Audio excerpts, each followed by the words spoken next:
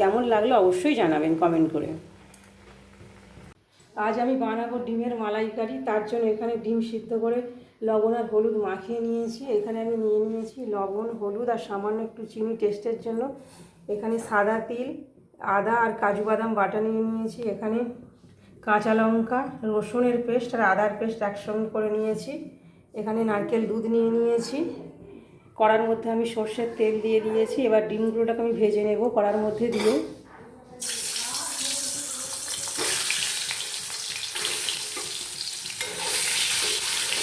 ডিমগুলো একটু লাল করে ভেজে আমি তুলে নেব।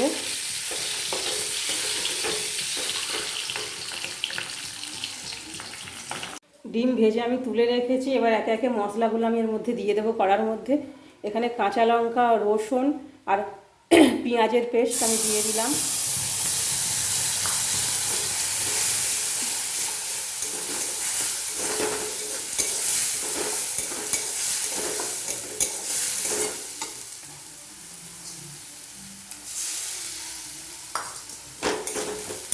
এটা একটু ভেজে নেওয়া হয়ে গেলে সব মশলাগুলো আমি একে একে এর মধ্যে দিয়ে দেবো।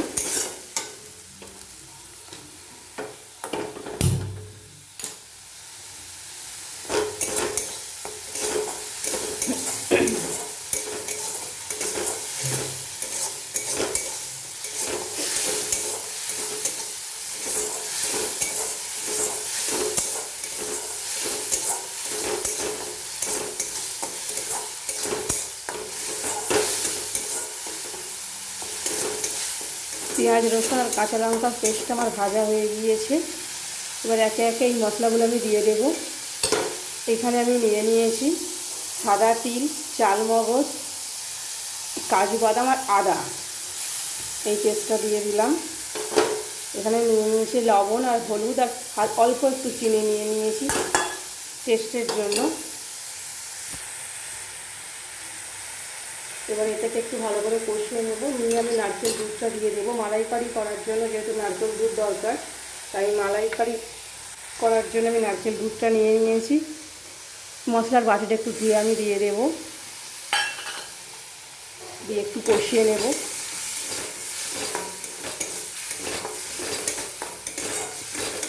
আমি এখানে গুঁড়ো লঙ্কা ব্যবহার করছি না, আপনারা মনে করলে গুঁড়ো লঙ্কাও ব্যবহার করতে পারেন।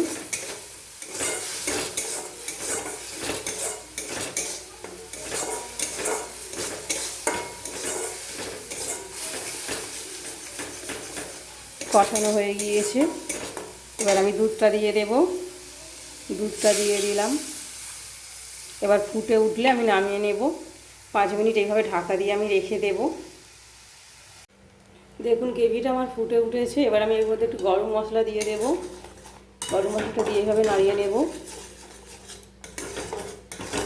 খুব সুন্দর একটা গন্ধ বেরিয়েছে। আপনারা এইভাবে বানিয়ে খাবেন, আশা করছি আপনাদেরও ভালো লাগবে। এবার ডিমটা আমি এর মধ্যে দিয়ে দেব। ডিমটা দিয়ে দিলাম। গ্যাসের ফ্লেম আমি বন্ধ করে দেব। বন্ধ করে আমি নামিয়ে নেব। দেখুন কত সুন্দর দেখতে লাগছে, খেতে ঠিক ততটাই সুন্দর লাগবে। আপনারা এইভাবে বানিয়ে খাবেন, আশা করছি আপনাদেরও ভালো লাগবে। যদি ভালো লাগে লাইক, কমেন্ট ও শেয়ার করবেন। যদি ইউটিউব থেকে দেখেন তবে অবশ্যই আমার চ্যানেলটি সাবস্ক্রাইব করবেন। যদি ফেসবুক থেকে দেখেন তবে অবশ্যই আমাকে ফলো করবেন। এটা গরম ভাতের সঙ্গে খেতে খুব ভালো লাগে। আপনারা এইভাবে বানিয়ে খাবেন।